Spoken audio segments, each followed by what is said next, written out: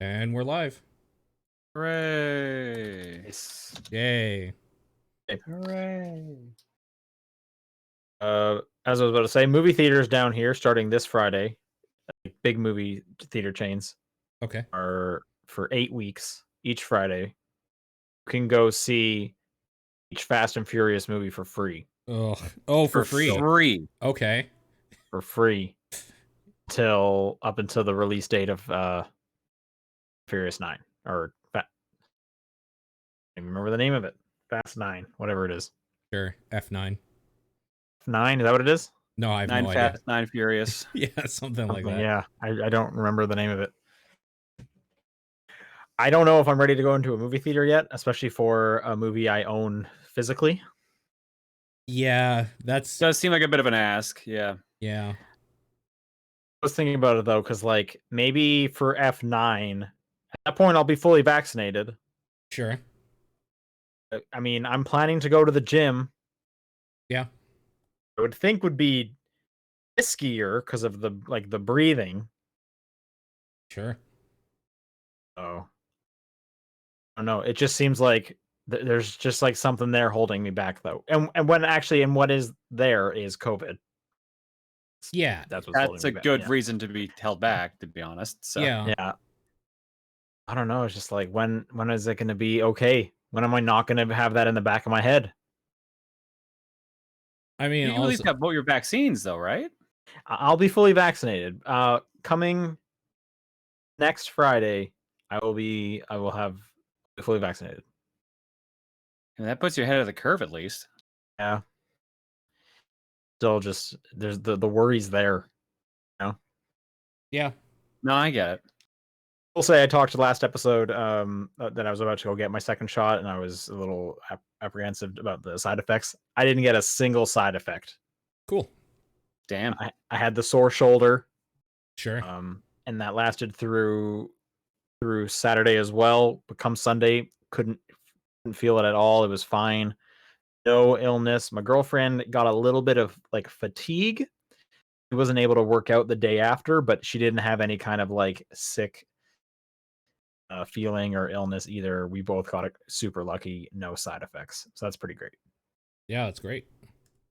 And now I'm just counting down the days. Yeah. John, how's your week been? Busy, because we're prepping for Coliseum. Next week's our big charity event. So Nice. we get to working on that. I've been working on bumpers, and I've been getting my costume ready. So Nice. is the costume a surprise? I know it's Rosa John. Okay. Oh no. Yeah. So we did a charity marathon back in October for the Breast Cancer Research Foundation. Yeah. And I said if we hit our goal, I would cosplay as Rosa John for one day of Coliseum, and if we doubled it, I'd do it for 2. And sure enough, they doubled it. Cool. So For a good cause. I get to spend 2 of the 3 days in a dress. So You tried it on yet? oh yeah, Is it comfortable in any way? as comfortable as a dress is, I guess. I don't think I've ever worn a dress. I don't know. It's not bad. I have like what's the word I'm looking for? Like a corset, a wrap around my stomach to kind of cinch in my stomach a bit. I've got fake boobs. See, that sounds uncomfortable to me. That sounds like something. I mean, that part, sure. The actual outfit, yeah, is comfy, but the rest will just be eventually like a test. How long do you have to wear it for? The streams are 12 hours a day. Okay, so wearing it for 12 hours also sounds like that will turn into a nightmare. Well, the first day, like I open and close, or pretty much close, so I have to do it for the full 12 hours. But I don't think I'm on as much in the second day, so it won't be as bad the second day. But the first day is just going to be the real test. If you're just on the opening and closing, could you not switch out while other people? I'm in between. Like there's like hour breaks, so like, and getting in and out of that is not the easiest. So Sure. I'm curious if you're gonna get some like chafing in any way, or if, I'm curious to hear about that. It also seems like it would be hot. Thankfully, that's why I'm in the basement, so it'll be actually somewhat cool. Right. but that wig is massive, so it's going to probably I'm gonna have a very warm. Yeah, I'm gonna have a wig and I couldn't get my hair cut, so I'm gonna have a bald cap with like this my long ass hair right now. So Just That- cut it on top of yourself. Do it. just take a sword. I'm Yeah. gonna go get the sword I have over on the side there. The wig sounds like the worst part, honestly, out of all of this. Yeah. I've worn wigs before. It's not bad. Like I said, it's only bad right now because my hair is so long. So Sure. Fair enough. it'll be fine. You'll get to see some interesting pictures on Twitter that weekend, I'm sure. Oh, I'm sure. I see interesting pictures on Twitter because of your account almost every day. So, that's nothing new here. Paul, what have you been up to? Nothing, man. Just chilling, working. You know how it is. Watching, watching probably the worst Mortal Kombat movie out of all three of them. Oh, I'm glad you brought that up. I totally forgot, and I wasn't going to. You watched Mortal Kombat, John? Did you watch Mortal Kombat? Nope. All right, Paul, what do you think? You didn't like it. You were saying. So the thing about Annihilation is that movie is fucking terrible, but it's fun, kind of terrible. This is that without the fun. Like it's so self-serious and it's so bad the whole time. Like, fuck, I hated kind of every minute of it. There's a couple cool parts, but yeah, it's the type of movie I think of when just like a cringy video game movie. Like that's what it is. And there's no fun feeling in it at all though. I'm definitely more positive than you are on it. I think it's a fun time. I don't think it's a good movie. It's terrible. Yeah, it's a bad movie. I don't know if I'd say anything was like cringy. The first fight is the best. I think there's a reason they put the first like 7 minutes of that movie just unaltered out online beforehand, because I think that's the best part of the movie. Yeah. It's also the least feeling like Mortal Kombat in that whole It's just movie. a cool fight scene. That's like, what I mean. It's just like, Every time they're like trying to be more. Mortal Kombat, I fucking hate Kano also. See, I was gonna say Kano was my favorite part. I thought he Gross. played that character very well. Ugh. He had some good lines. But I also just kind of like he plays a bit of a like weird shit is happening in this Mortal Kombat universe. It and is, he yeah. will call it out. Whereas the other characters, who I think are all just real boring, They're just kind of like, okay, cool, I'll go with it. Okay, my family, I gotta protect my family. Like that main guy is terrible. so boring. He's so bad. Boring. Even when he gets like powered up at some point, he's still boring. Like nothing about Powers him's good. thing is also so weird. Their Like Jax's Arcana power or of whatever. getting bigger arms. Like it's dumb. So The more this is describing, I feel like I need to watch this. So that dumb is like the funnest part of it, because yeah, his power is just getting bigger arms, and it's like that's fun, but then it's just a shitty fight after, like a boring fight afterwards. Again, I fell down that Kano I thought was pretty funny, and he becomes a bit of a punching bag in like the whole middle chunk as he's being taught like what everyone can do, kind of, and I enjoyed that. Sure. That was probably like my high point. I don't hate Liu Kang and Kung Lao. Liu Kang is so not special in this, and I kind of like that because he is way too special in the other movies. He's the chosen one, and in this, he's a dude that's like trained. So yeah. I will say, I think when it comes to like Mortal Kombat narrative, I think those 3 most recent games are just way better. Oh, of course. They're just for sure. I think they're better. I think they're funnier. I like the characters more. Just go play through all 3 of those, and you'll have a better Mortal Kombat time. Watch a YouTube video compilation or something for sure. Of the cutscenes. Yeah. Yeah, I agree. So if they came out with a sequel, you wouldn't watch it? Oh, of course I would. It has the name Mortal Kombat on it. I have to. Sure. And we get a new remix on the Mortal Kombat theme that shows up there. Wasn't a huge fan of it, but it was okay. I just like that theme, so I was happy to see it pop up. A surprising number of game references. I thought. Yeah. Did you see the interview with the guy who did the Mortal Kombat yell? How he didn't know that was his yell and he was famous. Oh, really? No, I didn't see that. No, Yeah. no. That's funny. For him, yeah. I was bummed that Ed Boon does not do the Scorpion line. Get over here. But I mean, it would also kind of not make a lot of sense. I don't know. That dude just came back from hell. His voice could sound like anything, and it would be fine. Yeah, I agree. I'm not a big fan of what they did with Scorpion, period, in that whole movie. So, An origin story, you know. also, I've always hated Sub-Zero, and that movie is very predicated on you liking Sub-Zero as a character. See, Sub-Zero is the guy I play as. Yeah. So I was fine with that. I kind of liked the almost like Jason Voorhees style of just like, this guy's gonna just show up and you're not gonna be able to slow him down. He's just gonna keep coming. I like that aspect of it. Also, he was in the best fight of the movie. I think all the best fights have Sub-Zero in it, as far as I was concerned. The first one, yeah. It has Sub-Zero in it for sure.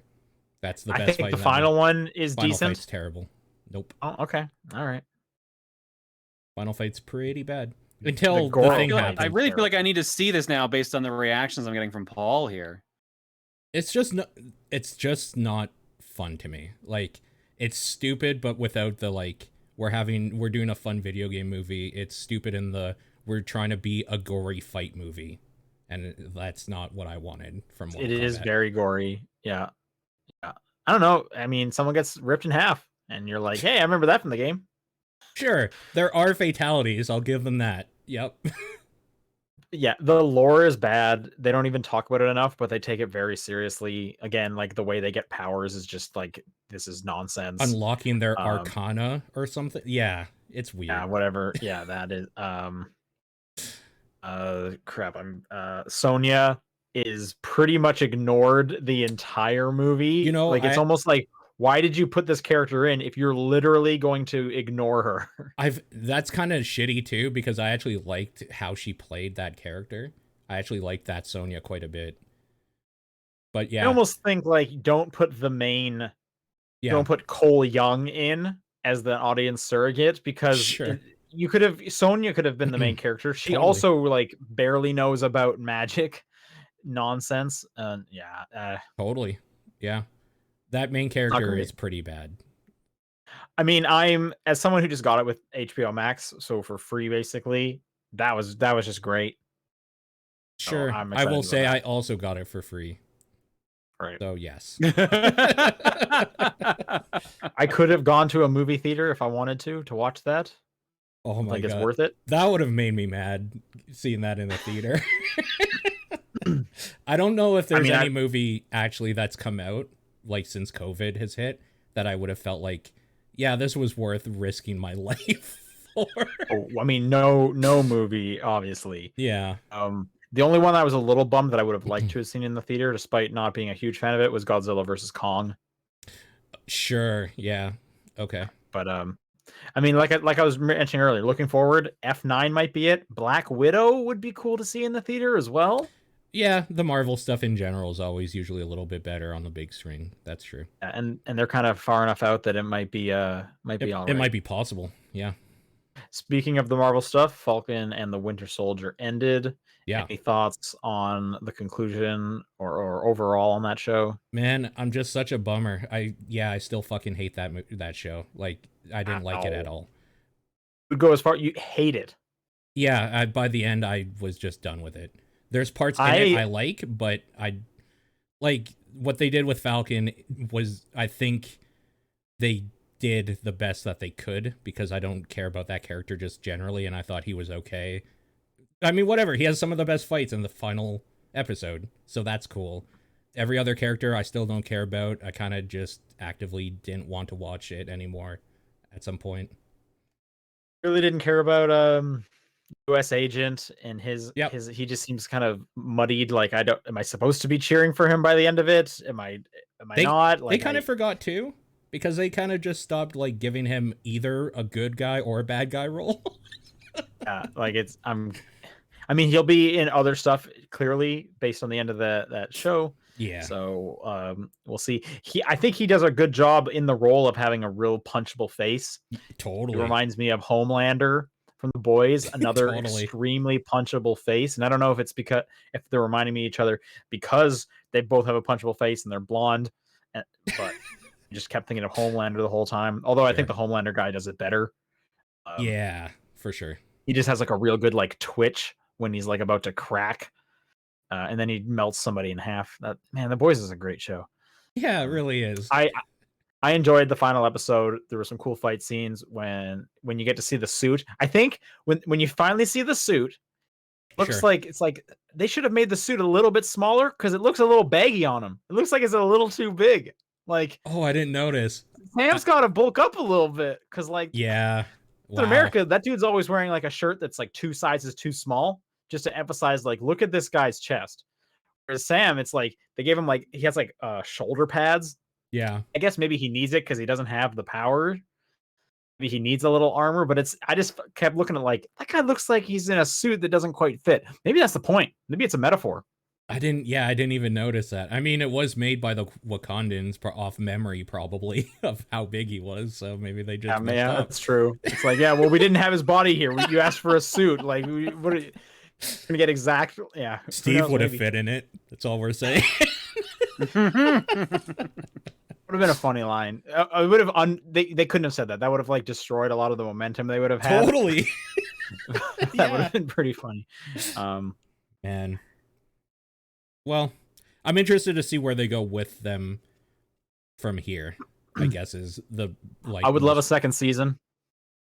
They could, if they were gonna do a second season. There's a lot of things that they rushed in this one that I kind of wish they had drawn out a little bit more.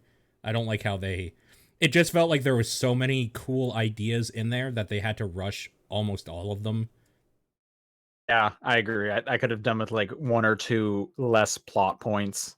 Yeah, and just really focus on one or two of them.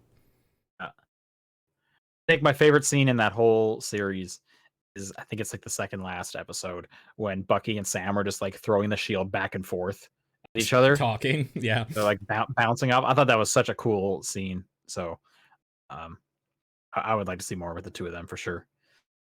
The weird slice of life last stuff. thing we got to talk about. Where they're fixing the boat. Yeah.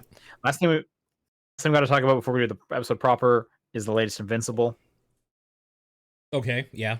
We have the finale coming tomorrow. I thought the last episode was great. It was pretty much just like a non-stop fight scene the whole time. I can't wait to see, because there has to be some kind of shift that happens in this next episode to leave us going, what's going to happen in season 2? And I'm so curious. A lot of cool reveals with like Robot. That whole like beginning part was like with the gross thing. Just what a great show. I really hope they stick the landing. I would have to assume so. They've had so many cool cliffhangers at this point. Yeah, still my favorite thing on TV this year by far. At the moment, it is definitely my favorite show of 2021. Not that there's been a lot of them. Yet. But just what a delightful surprise. I think. Good, yeah. I'm seeing in the chat, apparently the episode's already out and was really, really good. So I can't wait for that. I also like that they announced season 2 and 3. So that's good. They did. Yes. No, someone wrote in, they say that 2 and 3. That's fantastic. Yeah. That's so great. I liked that. I think my favorite line in that last episode was Omni-Man's flying and they shoot the satellite at him. And just before he's about to get hit, he just says something like, "Who would dare?" And then he gets hit. And I just love the idea of like him being like, "Who on earth would like attack me?" Like they are asking for it. And I laughed. That was great. Yeah. It's good shit for sure. Good show for sure. All right. This is the Top Down Perspective, a video game podcast. If you're confused, is it? It is. It's video games. Hence the name of the podcast. For April 29th. Sean Booker. Paul Fleck. John Wheeler. You rearrange the letters in Top Down Perspective. It says video games. Yep. So yeah, don't facts. check though. You can just it's on chat. There's no way and a lot of other letters are silent. There's no way to even find it. We've been talking a lot. So John, your turn to start talking. What have you been playing? I played a game from my childhood called Pac-in-Time. It is a Super Nintendo game where Pac-Man gets sent back in time to the year 1975 Great and year. must, as a Okay. child, defend himself from the ghost witch of Nitor and the regular ghosts too, and get back in time by defeating the evil gum monster. Oh. All right. Okay. Yeah. Okay. So this was a adventure puzzle game that I played as a kid. I used to rent Oh it. wow. Okay. So It's yeah, not Pac-Man.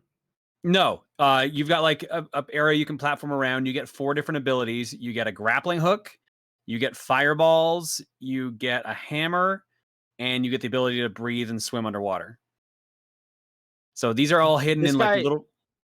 Dude should have brought some of this stuff back with him, man. He has couldn't. none of this stuff. He got forward. Yeah, he should have done that. You're right. Yeah. Yeah, no, not even a hammer. Don't know how he built his house.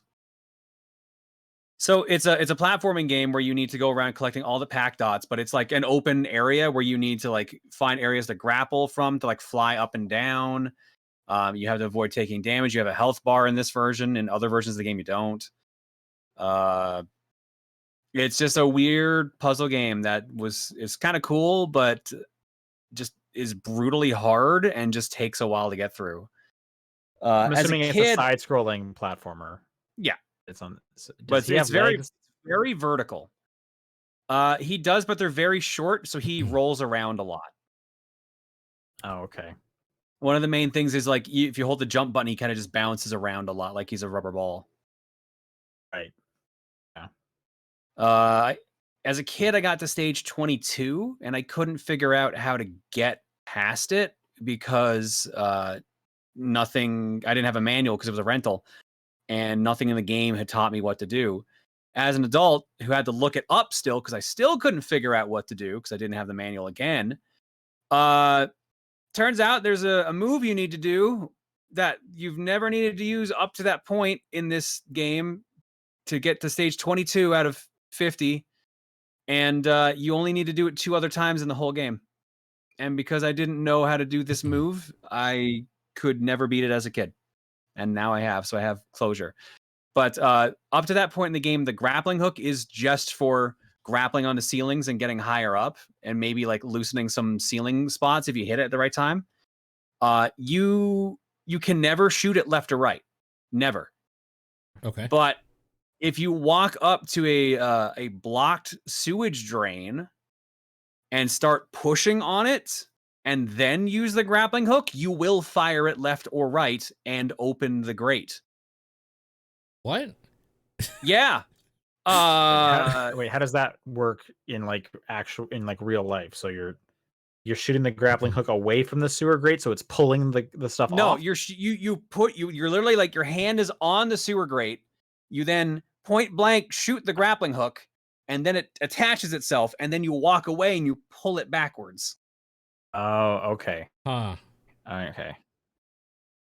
Interesting. Yeah. All right. You do that 3, maybe 4 times total in all 50 stages. And the second time is the stage after you learn how to do it. And because it's written, it's one sentence in the manual, which I never saw because didn't have it. So that's why I never figured it out as a kid.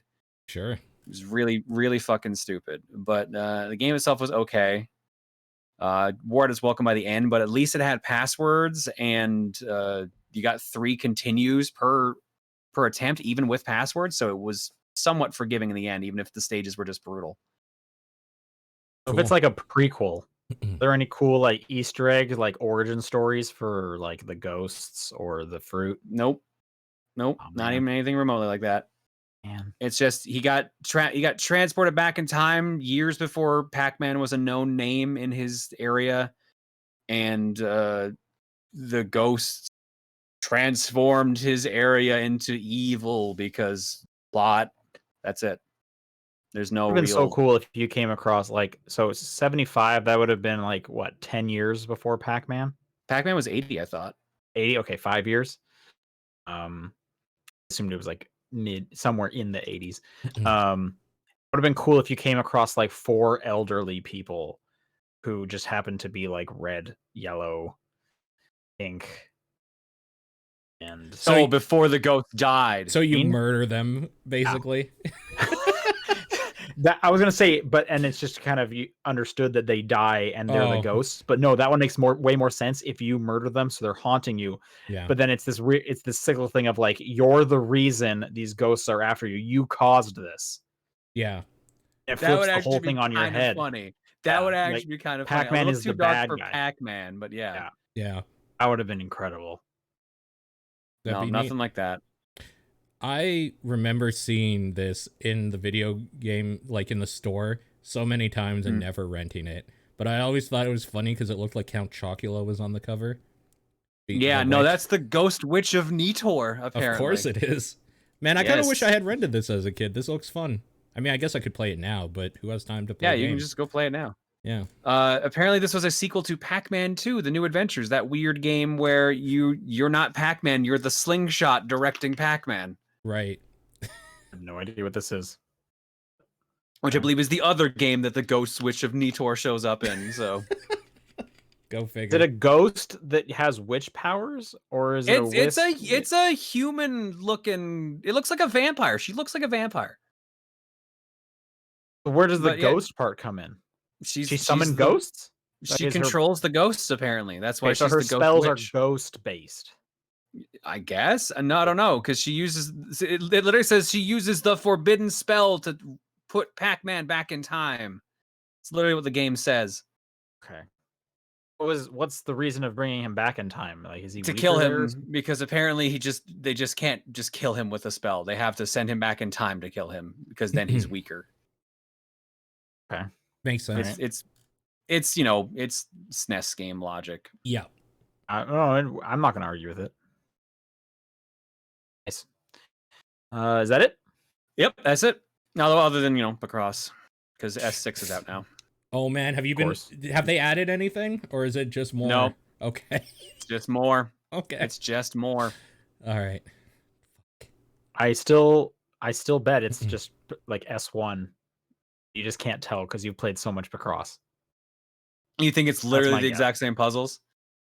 It could be. Yeah, and you just won't. Yeah, like you wouldn't know. At this point, you're right. I wouldn't. Yep. So, even if you did, you'd probably still play it. Yeah.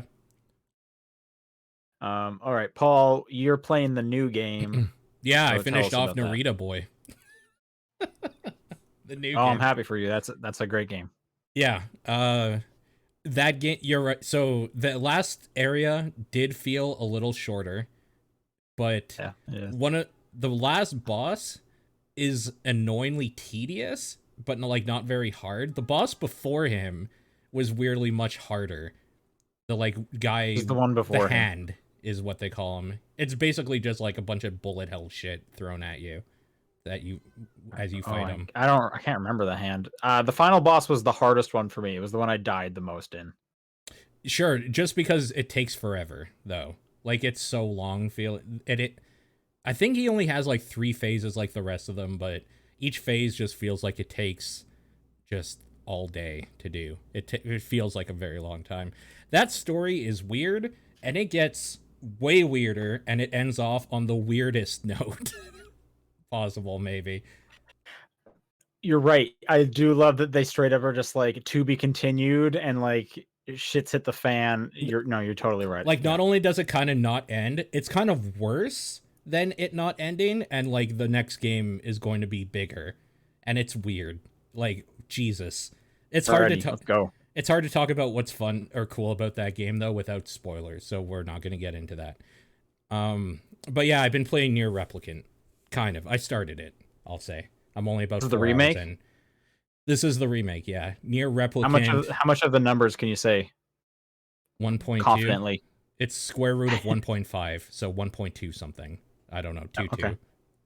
Yeah. So I didn't play NieR Gestalt at all. I remembered, I don't think I've even seen it on PS3, because it was out on Xbox for a while, and I saw versions of that, but when that game came out, I didn't have an Xbox, and I looked for it on PS3, which I don't think I've ever seen a physical PS3 copy, but I also didn't look very hard, if I'm going to be honest. That game seems totally fine so far. I know that they've said they've fixed the combat to be more like what people expect after playing Automata, and I don't know what the old combat is like, and that's the thing I remember people saying is fucking garbage about that game. So I don't know if I'm actually getting the experience of the old game if they fixed the part that's really bad, but that's fine. I'm enjoying it. It took about an hour for it to actually really start rolling into stuff that I found interesting, which is way like longer than the other game, which just like right from the get-go kind of had a big thing that got me interested in it. Sure. So it's a little slower of a burn. It sounds like from what people have said or talked about, it's going to be kind of just a slower burn in general, and that's fine. Like I'm picking up weird side missions, like getting mutton for people, like basically kill 10 lambs or whatever and bring me their meat, like dumb MMO shit. I have heard the side quests kind of suck in this game. So far they've been pretty boring, but like I don't know, it's fine. I play MMOs, so I'm not opposed to just like grinding out some sheep and like killing a bunch of stuff for a while listening to the music, which is fantastic. The flower side quest, the flower planting one, I have heard a couple times now. So I guess look out for that one. There is one where I had to do a delivery of something that was breakable, which means I couldn't dodge or get hit or anything, and I had to go through like 2 or 3 areas with a bunch of monsters, and like it broke by the... Sounds familiar. I think Automata had that as well, like a breakable thing. That sounds familiar. Yeah, it might have. I don't remember, but it still sucks. So so there's that. Yeah, I don't know. If you liked that game, you'll like this one probably. It has a lot of the same weird shit going on. I will say it's not going as far as that one did yet in the weird shit, and I'm about 4 hours in, where that one didn't take long for it to get like super interesting. So yeah, I'm kind of expecting it's going to take a while and just to get into the stuff like the real meat of it to begin with, but the voice acting in it's fantastic, the music's fantastic, the world looks pretty good for like a remastered old game, and it plays totally fine, so I'm looking forward to getting into more of it. I'm just a little bummed that I know how it ends, because it's an old game, and I've gotten that through osmosis over the years. Oh, I thought you were going to say because of Automata, and I was like, isn't this like 10,000 years before Automata? Oh, yeah, no, not because of like anything directly towards Automata, just at like, yeah, just because I've heard how it ends before. Okay. So that's a bummer. Keep that to yourself. Yeah. That's it. All right. I played through all of Wilmot's Warehouse. Okay. Which is a quirky little game. This is on Game Pass. Okay. If people are interested. This is an organization game. You pretty much let me ask you guys a question. So you start off, they give you a bunch of little squares that have the snowflake on them. Okay. You put all the snowflakes together because you want it to be organized. Sure. Then they give you a bunch of squares with top hats on them. Okay. You put all the top hats together. Now they give you a bunch of squares that have ski hats on them. Where do you put them? You make another pile of ski hats. What? What if you need to put it next to with one of the other things you just got? Oh, I kill myself. They organize it because I can't deal with this. Don, what would you do? I didn't even hear the question. I tuned out. You get a bunch of squares. Hats. You get a bunch of squares that have snowflakes on them. You put them together. Yeah. Get a bunch of squares that have top hats on them. You put those in their own pile. You get a bunch of squares that have like ski hats on them. Which pile do you add them to? Out of those two, I would assume the snowflake. Okay, you can do whatever you want. Interesting. Oh, that's kind of where the enjoyment and the stress of this game comes from. Yeah, you work in a warehouse, and every day you will get a new shipment of items. You need to just basically you can leave them if you want, but they're not going to be very organized. And at the end of each day, you will have 4 customers coming up asking for a certain number of each square. Sure. And you need to quickly, in 90 seconds, grab the items and go to the people and give it to them. I've seen this. So it bemoves you to put everything in piles of their own things. However, you don't have enough space in the warehouse. And the warehouse is also big enough that you can't see it all at once. In fact, you can't even see everything that's on the screen because you have a vision diameter around you. So you need to get somewhat close to stuff. So you need to start kind of making a mental map of like, okay, I'm going to make the whole bottom left corner of the warehouse the snow related items. But I'm going to make everything in the top right anything with a yellow background. And the top left's going to be anything that's really orange and purple. So I'm kind of explaining my scenario. Sure. So you'll get 4 items each turn. That will eventually go up to 200 different items that you will get by the end of the game. Sure. Out of a possible 500. Every time you do I don't want to say like a run, but there is like a start and an end to it. It takes about 6 hours to get through all 4 years. It'll be different because you'll get a different combination of items in a completely different order. So it'll kind of change how your warehouse is. You also can earn upgrades based on how well you're performing. You get like star bonuses, and you can spend those stars to get upgrades such as roller skates. So you can do like a dash move to move around the warehouse faster. You can get a little robot buddy who will just help carry stuff around, which is pretty great. This game's also co-op, local only, I should say. But that can be fun too, because then you can kind of have someone being like, okay, I'm just going to bring this stuff over here. You do the like fine tuning of like putting them into the shelves and stuff. And there isn't actually shelves. It's all 2D. But you actually kind of really get a grip of like, oh, I bet this is exactly kind of how warehouses work. Because I had to like, should also say, at the end of each quarter, after 4 weeks, there's a stock taking time where nothing is counting down anymore, and you can put everything away, which is you need to do because it's going to get real messy and you need to like organize your shit. I had to reset up how my warehouse is organized 3 times before the game ended. Even with that, the last half a year, I basically said, fuck it. I can't organize anything anymore. And I just let a pile of nonsense build in the center as the delivery trucks kept dumping squares. And I was like, I'm just going to like hope that I don't need to pull from there and I have enough inventory everywhere else. And I was able to finish it, but I almost got to the point where there was no more space to move because that center pile got so big. Don't be like me. But anyways, this sounds miserable. Yeah, I was going to say, this sounds fun for somebody like you who has not worked in a warehouse for their whole life, like me. This is life. This isn't fun. Nothing about this is fun. It's an organization game. I feel like if you like games possibly like Sim City, where you're like, oh, I'm going to set up my houses and the power supplies like this, and then you realize this was great for the small little section I had, but once we got bigger, now it makes absolutely no sense. I need to tear this down and spread out. That's the exact kind of game this is. Sure. It's fun. It's got nice music. The look of it is real great. It kind of reminded me of like a Baba Is You look, where everything is like on a black background with bright colors.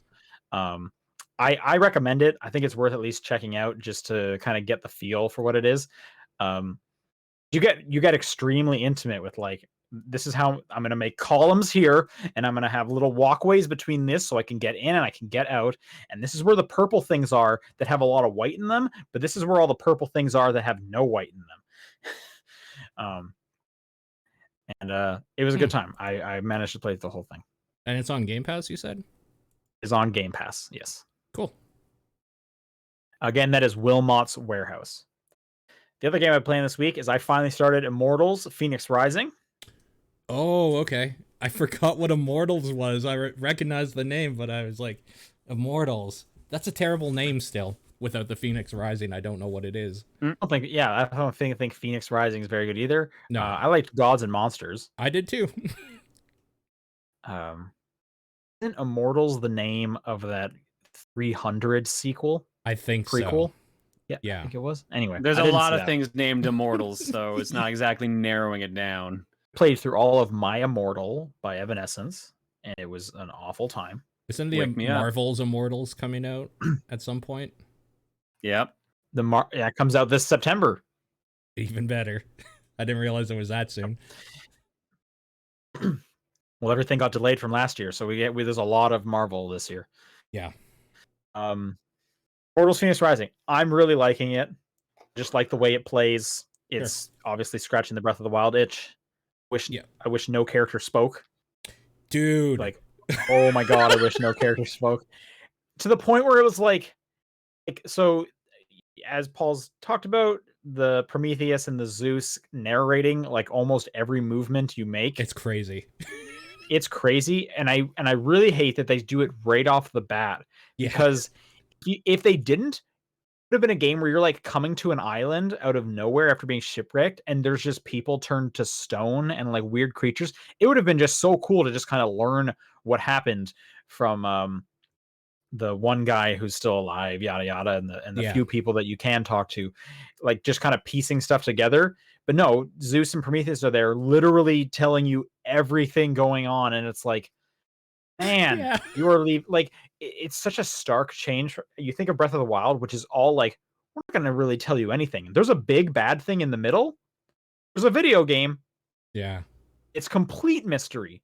Yeah. Because this one's like, and then Fenyx stepped with her left foot, and she stepped with her right foot. Then she climbed a wall. She fought a monster. Like almost literally doing that. And then insert dad joke here. Insert other character yelling at other character for dad joke. Holy smokes. Those guys, they're so annoying. Yeah, they're bad.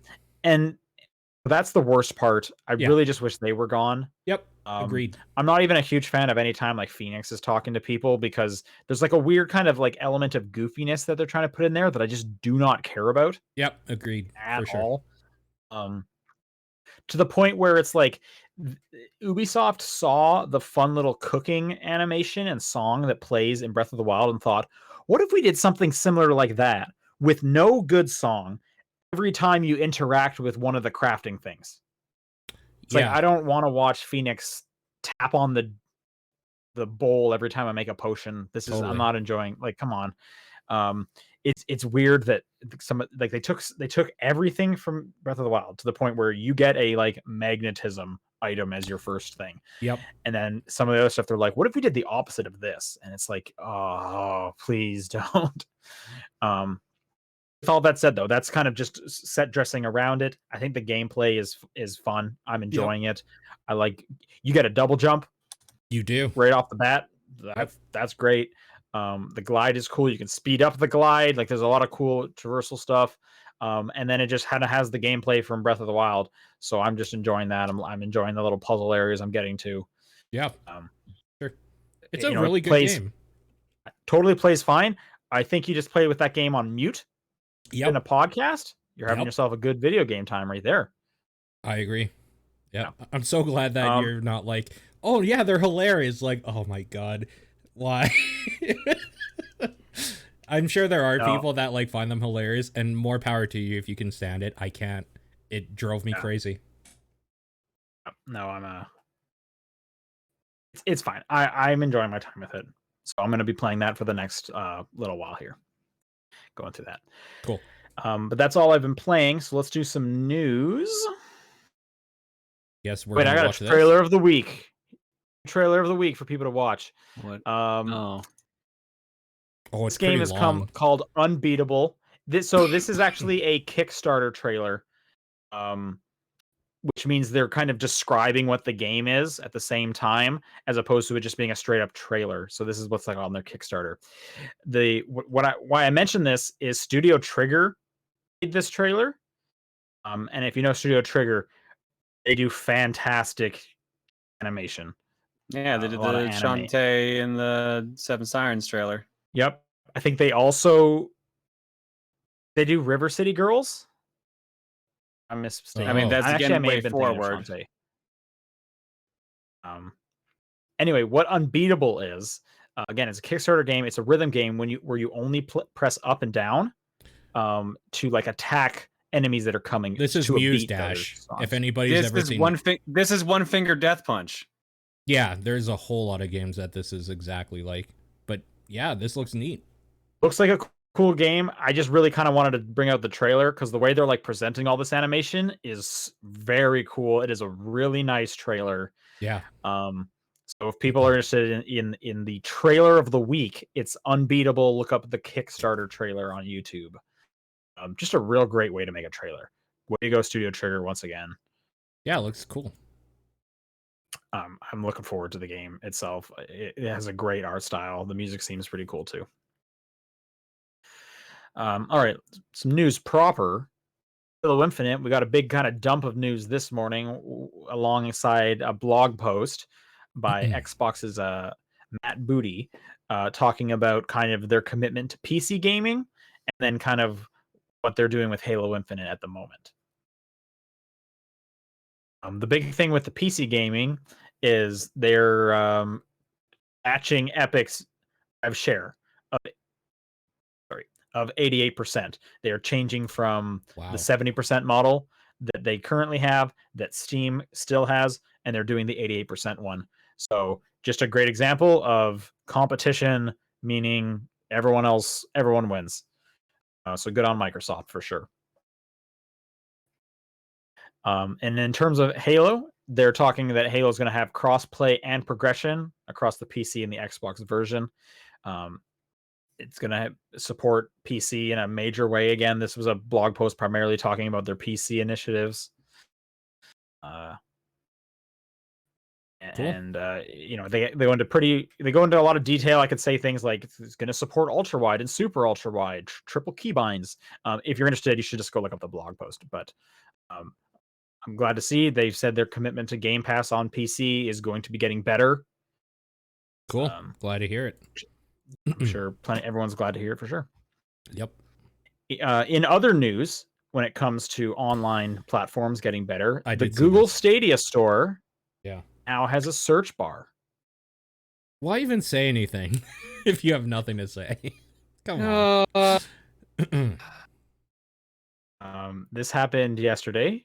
A search bar is now rolling out to the Google Stadia store. There's a sneak peek into the next features coming on their blog. I actually did not click the link to what else is coming, but if the headliner is a search bar, can't imagine there's a whole lot of other stuff. Looks like there's an activity feed. Something to do with game captures. That's about it. Cool. Anyway, this store didn't have a search bar? Yeah, Google's not known for searching, right? Yeah, that's pretty much the thing that I heard in comparison with this. Honestly, I didn't notice because I haven't used Stadia since they had enough games to need to search. It was kind of just like, here's the 12. Okay. Yeah, that's a good point. All right. In other why is this happening news? Nintendo choosing in the weirdest way to support some of their games over others. Nintendo, the company that said Super Mario Maker 2, we're good. That's the end of that. Now updated Super Mario Party with an online mode. Sure. Yep. Why? I saw a rumor that Super Mario Party is launching in China very soon, and this might just be a preemptive, hey, let's put this feature in for the Chinese launch. That's the current rumor. I don't know if that's actually true, because we know Nintendo just kind of does shit whenever. But that's the one that seems to have the most weight at the moment. Guess. Maybe, I don't know. If they had done this around the start of the pandemic, okay. I understand the meaning behind that. Sure. Kind of at the end of the pandemic in a lot of places. I don't know. Anyway. Online for Mario Party. There you go. Last bit of news. This is a whole week of weird news. Sega is going to launch some NFTs using some of their IP property. Specifically, they are partnering with Double Jump Tokyo blockchain games. Are people still not convinced that that whole thing's a scam yet? Because this is one of those really kind of situations. This is definitely one of those like, why are you doing this? I don't know. I feel like Weird. Sega will wring anything they can from their old IPs. So this kind of makes some sense to me. It's this, and I wouldn't be surprised if Atari didn't do something like this. Atari. Yeah. Sure. Huh. Anyway, so I guess some game is coming. I don't know if it'll make it outside of Japan, but it'll use the power of the blockchain, and I barely know what that means. I guess you're mining while you play. Are you mining for them? Wasn't that the whole issue with like that Cooking Mama game, or one of the many issues with that Cooking Mama game, is that people thought it was actually mining because they said it as a buzzword in the release trailer? You're right. I do remember that there was a big controversy over it. I can't exactly remember if it was blockchain related, but that was one part of familiar. it. Another thing was like they didn't have the license from the original company, or apparently That's what it was. And they had like stolen it or something, right? It was like it was a huge mess. By the way, that came out to PS4 like a couple months ago. Nice. Right.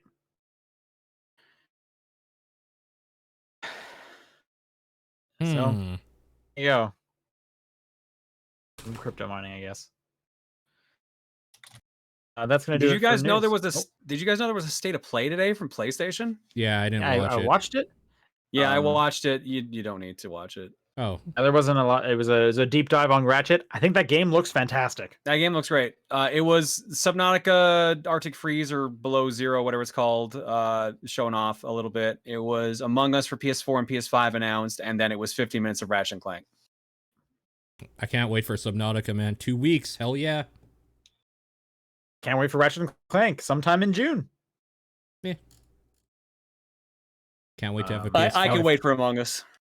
Yeah, I think all of us can. And it was also a Ratchet and Clank skin from Among Us. Ooh. Yep. Never mind. That's I'm correct. in. All right, let's do some questions. If you'd like to send in questions, it's topdownperspective@gmail.com, at TDP Podcast, Twitter, the Discord channel, or John's P.O. Box. This first one comes in from Kevin.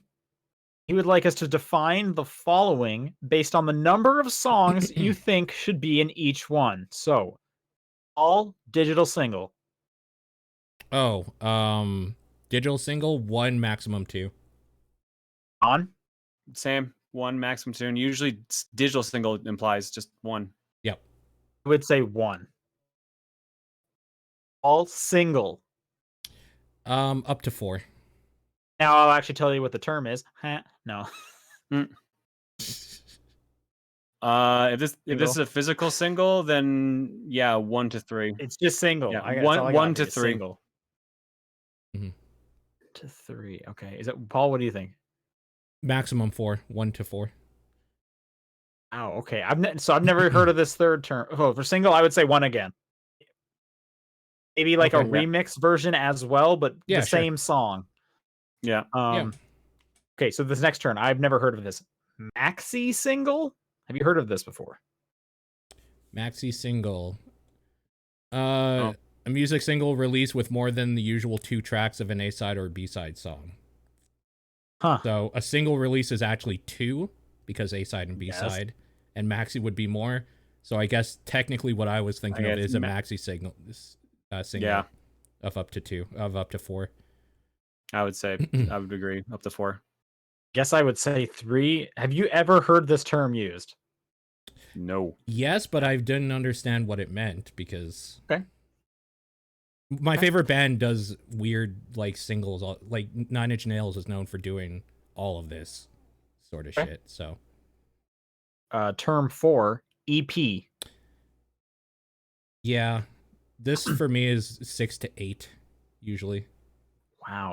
I would say 4 to 6. 5, yeah, 5 would be fine.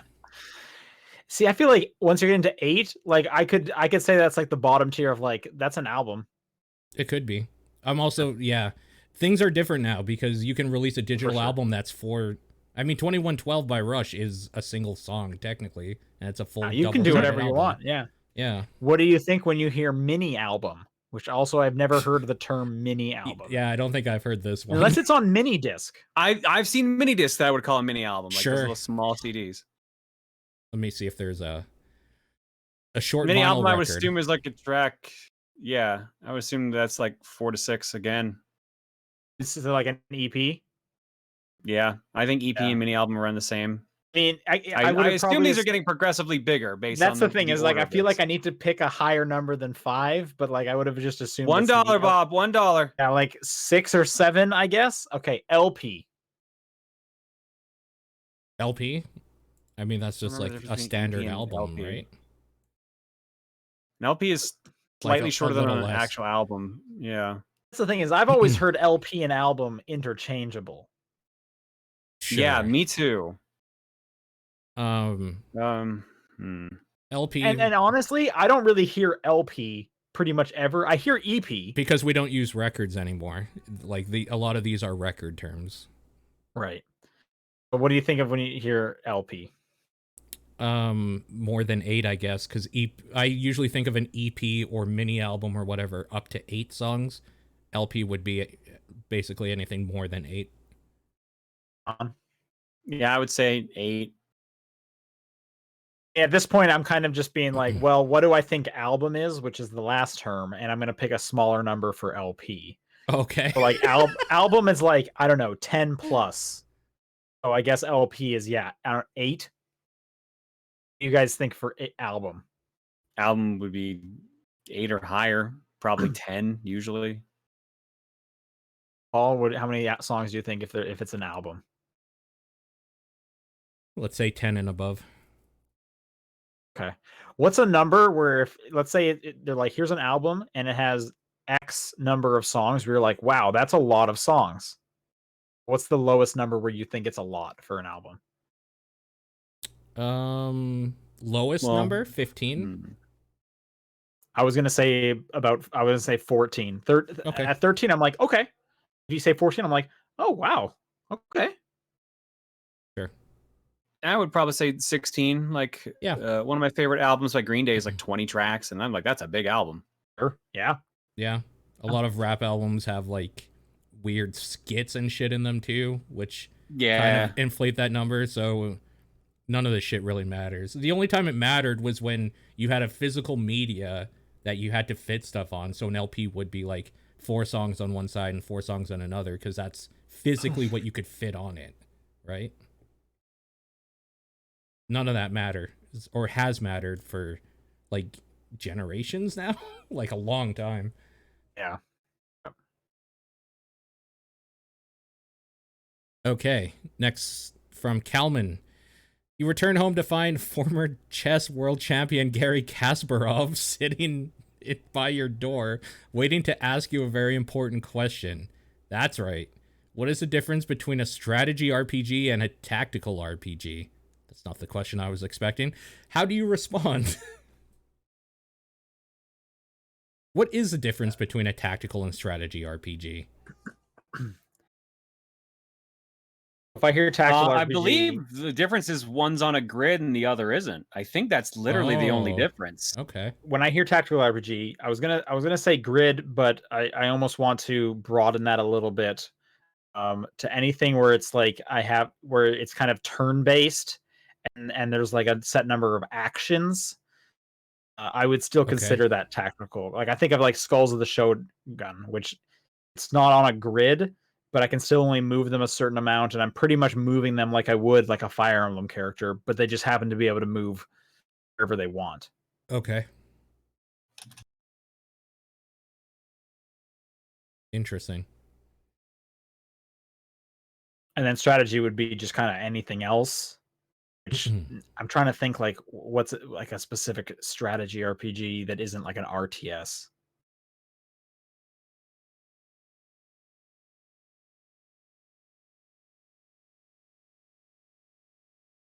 What comes up when you search strategy RPG? When I search up tactical RPGs, I get grid-based stuff like Front Mission, Shining Force. That makes sense. Strategy RPG brings up Final Fantasy Tactics, Tactic over Front Mission. So basically, I think it's interchangeable. It seems that, yeah, because I'm getting a bunch of grid-based stuff here as well. XCOM for strategy. When I think of strategy RPG, I think of stuff like Rome, Total War, and those kinds of games without knowing a ton about them.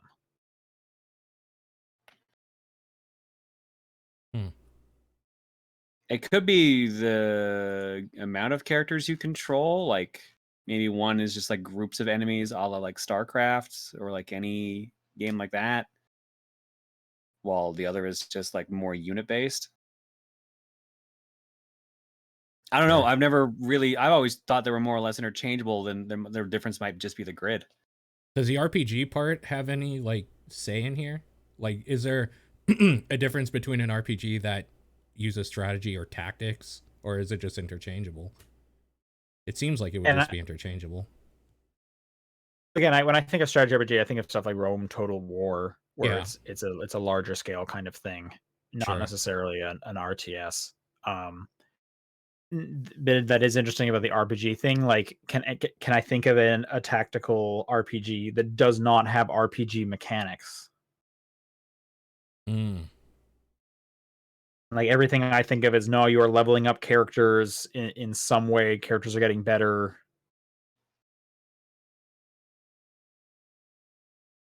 Okay, I guess Advance Wars. You don't level up those characters. So similar with what was the one from like 2 years ago that was very Advance Wars like? Oh, Wargroove. Wargroove, where it's Right. more just like you're kind of deploying. That one's more kind of I guess RTS like, where you're just deploying more and more units and then you are moving them on a grid. That's one that does not have the RPG elements, I guess. I looked up strategy RPG and TV tropes, and it says this subgenre is also called tactical RPG. Yes, I mean, tactics and strategy, are those not synonyms? They are. Yeah, I would assume so. Yeah. I guess the only thing that prevents me from wanting to like use them interchangeably is if someone said to me Fire Emblem, the strategy RPG, I'd be like, I'd prefer to call it a tactical RPG, but maybe that's just because I grew up calling those games, like maybe that's because I've played Final Fantasy Tactics, and so that's the one that's ingrained with the grid structure for me. It might be. I've kind of got the same mindset there. Yeah. Is there any difference if you're thinking in terms of positioning makes a difference, besides like just you have a bunch of guys fighting a bunch of guys on a standard screen, whereas one would be like you have to position guys a certain way, kind of like into the breach? Like there was that more tactical or strategy to like So I push say guys tactical because it has the grid. Right. Okay. And But the even Final Fantasy strategy Tactics, is to even like Final Fantasy Tactics, it meant it determined there was a purpose for which way you pointed someone, because you could do more damage to someone if you hit them from behind and such. I like like from into the chat breach. here, tactic is short term and strategy is long term to me. That's kind of a neat little way to put it as well. True. I mean, at the same time, though, I've played some like Fire Emblem levels where it was like, this was hard. It took me an hour to like get my way through that because I was going to lose somebody forever. Sure. But was that the strategy? Is you didn't want to lose the guy? That's why it was a strategy, because that guy would be more important later. Whereas tactically, you could have just been moved on. This is such a dumb, like... Yeah, but we ask this stuff all the time. Yeah, that's the fun in it, right? I think tactics, there's an emphasis on specific units, personally. Okay, sure. Just because most of the time there is, and then of course the grid system as well. Strategy, all those games, I can't think of a strategy game where there's such a focus on the characters. Sure. Okay. Fair enough. It's more groups of them. Mm-hmm. Next up from VGC Kenny, where do you consider Mario's anniversary to be? Years ending in 1 for Donkey Kong, years ending in 3 for Mario Bros, or years ending in 5 for Super Mario Bros? Oh, okay, I see. The character, Donkey Kong, so 1. Yeah. The games, Bros, 5. Really? See, I feel like the 3 and 5 option here are like interchangeable. Those are connected. Yeah, I kind of agree. A little bit. I mean, I can't see an argument. I An think argument for one one. of those better than the other one. I think But the I think argument I for would go both for is the one. character. Yeah, Yeah. it's kind of similar. Like a few years back, like Superman celebrated his like 75th anniversary, I think. But at the same time, they also celebrated Lois Lane's 75th anniversary because that would have also been the first appearance of her Oh in yeah. same comic, despite it not being a Lois Lane comic. And I know it wasn't a Superman comic; it was Action Comics, but it was Superman comic. Yeah. So I think for that, yeah, I think you go Donkey Kong. Yeah. I Yeah. agree. It Second is half Donkey here, Kong, if not just a vertical Mario level. Donkey Kong was Mario's pet, so Yep. You know that. when it's high, cool / warm, but not hot, around 75 or around 7 Celsius or 45 Fahrenheit to about 18 Celsius to 65 Fahrenheit. Do you prefer sweatshirts and shorts or no sweatshirt and pants? I hate shorts. Always pants, so that option. I hate shorts. Love shorts. Yeah. So anytime I can wear shorts, I'm wearing shorts. I'm The rule t-shirt pretty much and- is if yeah. I look at the weather forecast for the day, if it's going above 15 degrees Celsius, I'm going out in shorts. Fair enough. I'm t-shirt and jeans, and if it's cool enough, a light hoodie. Sure. And I have to do like a zippered hoodie because I need to be able to like regulate the temperature. That I agree Yeah. with for sure. Can't do a pullover hoodie Not ever. I used Like, to 100%. all the time, but it got way too cumbersome for that reason. as a kid, yeah, I did that, and then I got a zippered hoodie, and I was like, I am never going back. Totally. Yep. Suku writes, troubling business. That supervillain who killed Rob. Who is he talking about? Yeah, I don't know. Does this ring? Is this an actual thing? Well, robotic operating buddy. I know Rob's a real thing. Did a supervillain kill Rob, or is this a makeup? Did we have a scenario? question that did this? We had I think pretty sure we had a question about this in the past. I think so Okay. too. So we made a supervillain. Okay. Okay. Supervillain who killed Rob went back in time once more to make sure the original Popeye game was made. Racing Donkey Kong Arcade from the timeline. Okay. Must be a new Mr. Video Games. Who can take Mario's place? Who would you want it to be? There's some history about a Popeye game getting replaced by Donkey Kong. I don't know about this. Yeah. Miyamoto and them were originally going to make a Popeye game, but they couldn't get the license, so they made Donkey Kong instead. Okay, that actually, I feels like that's something I would have read about, and They forgot. still ended up making a Popeye game eventually, but yeah, it was supposed to be Donkey Kong, and it was supposed to be Popeye, but it turned into Donkey Kong instead. Yeah. Okay. There must be a new Mr. Video Games. Yeah. There must always be a Mr. Video Games. It's iconic. Do you think it would have been Popeye? No. I think the licensing issue would have caused problems there. It wouldn't have been Popeye. It's got to be something that was like popular enough, but just not like. Do you think it would have been Sonic? I think if we're going off of current mascots, then yeah, probably Sonic or maybe even Pac-Man got another chance. Who knows? Oh man. I feel like Pac-Man never rose to the heights. Pac-Man's had multiple cartoons though. True. Oh, Sonic has a movie. It's true. In the year 2019 or 2020? 2020, yeah. It was Technically, 2020. Pac-Man has a movie called Pixels. Oh my god, he's right. Made us think about Pixels. Ugh. You're welcome. You're welcome. They both show up in Wreck-It Ralph. It's also true. Oh, right. That's a good point. Sonic was an answer to Mario, though, so Pac-Man is the strongest. Right. Yeah, because without Mario, Sonic probably wouldn't exist. Sonic. The other thing is Sonic was also not an arcade game. So I feel like it has to be something arcade era kind of swoop in, right? Finally, Galaga's time to shine. Yeah, I was thinking something along that line too. I mean, for the joke, not for actual answer. Part of me thinks like, do you think like Street Fighter would have just gotten like way bigger? No. It got a movie like 2 years after Street Fighter 2. I wouldn't say that was really small. I'm just trying to think of like what were the other popular games that had like distinct characters. It wasn't just like the frog from Frogger. I don't think Frogger's taking it. I don't think Frogger's taking it, yeah. Yeah, no, I agree.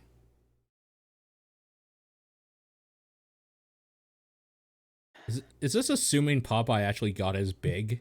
Because like it might actually be Popeye. That's what I asked at first. Do you think Popeye would have taken it? John doesn't think so. I don't think so because I feel that the company would have licensing issues and it would become a big fight, and then Nintendo would just eventually make a mascot anyways. I think Nintendo would eventually still Had a Mario. make some character. Yeah. Yeah, It just might not be Mario. sure. Huh.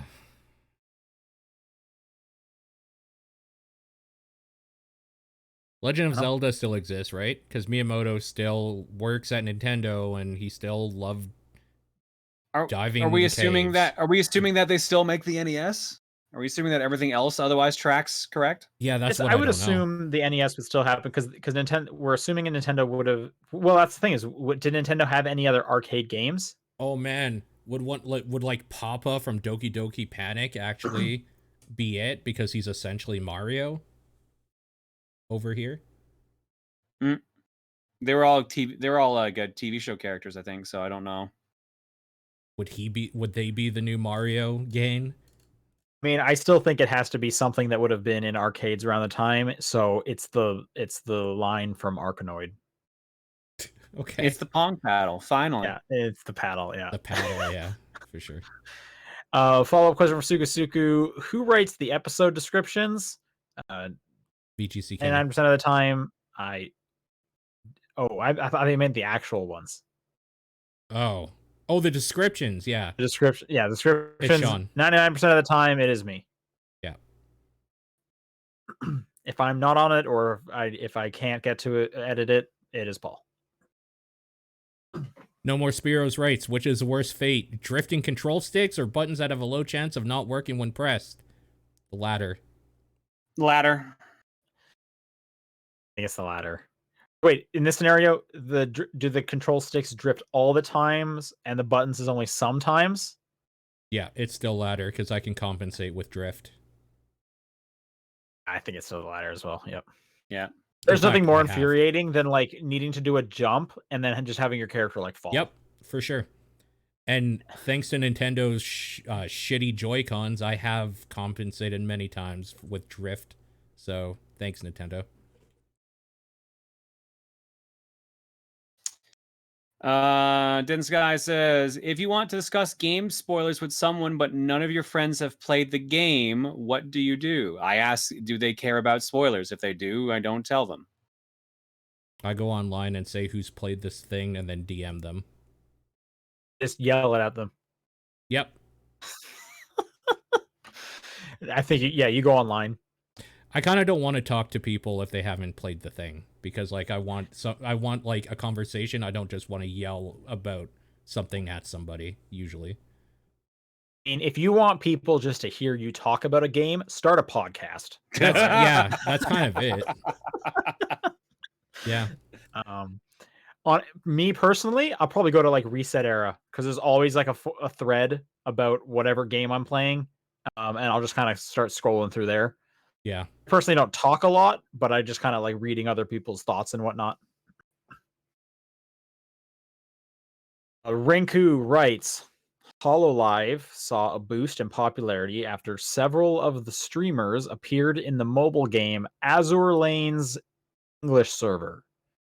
Side note, what is or who is HoloLive? VTubers. HoloLive or VTubers? Okay. The most popular tubers on the internet currently. It's just a synonym for the phrase VTuber? No, there's a specific collective. Yeah. They're a collective of VTubers. Okay, got it. If the TDP crew, including Nathan, would appear in a game in a promotional event, what would it be? Bonus points if it's a mobile game. Does not have to be. Oh, with Nathan, it's easy. It's work time fun. I know he would be a character in that. 100%. Okay. Right. I But want it has to to be be a character in Bomberman. a character. What would you want to do in Bomberman? I just want to be a playable character. Playable character. Yeah. Okay. Okay. Game in a promotional event. I would want to stop the player from doing something. I'd want to be like a roadblock of some sort. You'd want them to hate you. Yeah. Paul just wants to be hated. Yeah, fuck the Like, player. are you thinking of like a door in like a Metroid game that they need a special gun to get through? No, something more annoying like a fetch quest or Boss? something. Fetch quest? just the idea of Just something to waste your time. 6 rats. Yeah, exactly. I would love to be just someone, an NPC that just kind of heckles you, I could see it. tries to knock you down a little, like a peg. I don't have an exact character in mind other than Statler and Waldorf from the Muppets, and I don't think they're in any of the Muppets video games. I actually don't know. I have not played a Muppets video game. Are in a number of them. Nice. I want to be Statler and Waldorf. I think one of the guys just passed away who was the puppeteer for them. I thought you meant the puppet itself, and I was very confused. Yes, they gave him a Viking funeral. Oh, that's pretty good. Okay. Linebeck, what's the most obscure pre-2000s PC game that you know of? This is kind of a hard question because a lot of those games are on GOG, so they are known of again, or have had remakes or sequels. It's like I kept trying to think of them as just like, everybody's heard of I Have No Mouth and Must Scream. Everybody's heard of Harvester by this point because of YouTube videos and internet stuff. Trying to think of like really obscure stuff. It's weird to me how obscure Sim Ant is to a lot of people, where you just play an ant. That's the first one I've heard of that you've mentioned. Oh, weird. Okay. I feel like the actual answer you were is just describing like adventure games mainly, so Yeah, there was a lot of PC adventure games. What about Jill of the Jungle? Anybody remember that? oh yeah. I feel like I've heard that before. I remember there was a game I used to play on my grade school computer called Digger, which was just basically like a reskin of Dig Dug. Yep. Or Mr. Do. I've heard of Mr. Do. I feel like the more interesting one is obscure like console games because they had to have made it past some level of production to still be a real thing. And around this era would have been like and printed to a disc. So I always like meant, so like Golden Compass for the 360. Why does that exist? There was a game, educational game we used to play in grade school that taught us French words, bataille de mots, so battle of words. And you were a beret with legs that shot lasers into the sky to shoot the correct words to make sure you had the right translation. Nice. Did it work? French? I remember the name of the game, so I guess partly did. Good point. All right.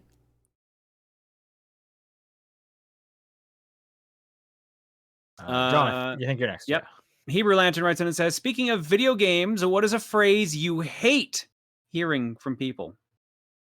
All right, gamers. Oh, you hear that God. regularly? When do you ever hear Get that bread, gamers. Oh, God. It's ya boy. That's pretty annoying. It's your boy.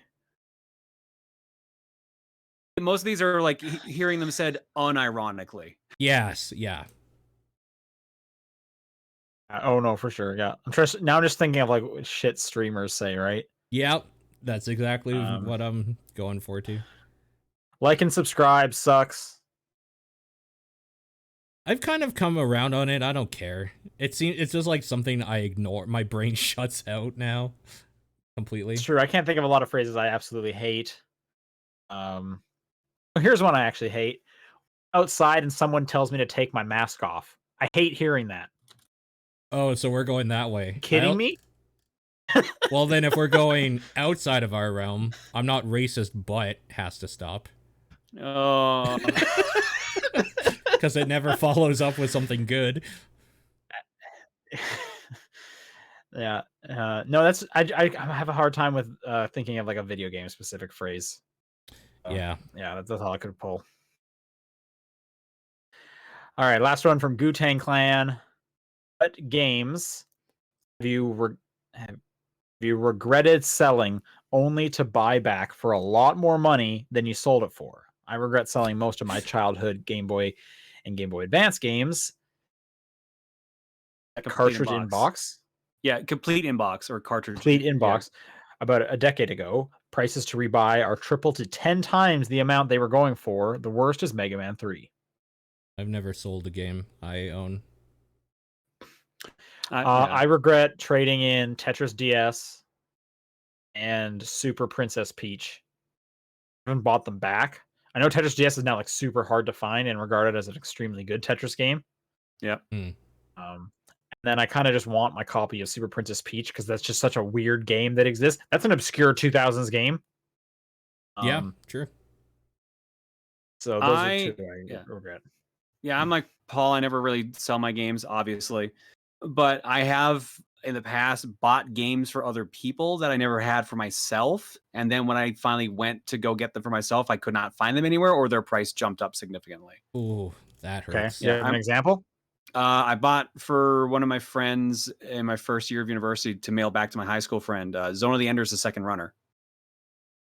So that one jumped up a lot. That was a PS2 game. And another friend I bought Skies of Arcadia Legend for the GameCube. So Bummer. Both of those go for, I'm pretty sure, above $100 now.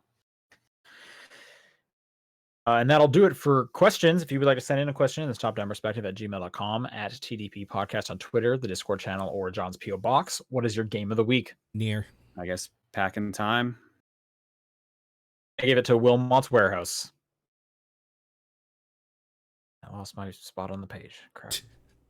Housekeeping. Housekeeping. Yeah, I just forgot what it was. Umurangi Generation is the episode of TDP Plus happening next. We're doing it right after this show. So if you're the right tier, check out that. Otherwise, wait for the archive version sometime tomorrow. And the winner of May's TDP Plus game is the original Shantae. I believe it's a Game Boy Color game? Yes, it was a Game Boy Color game. Ah, crap. You would be excited about this. As the Shantae I am, but I had plans with the original Shantae game, which this might have just shot in the foot a bit. Well, we'll talk offline. Yeah, we should talk offline. Yeah. I don't want to shoot anyone in the foot, so. Yeah. Until then, we will see you guys next week. Bye. Bye, everybody.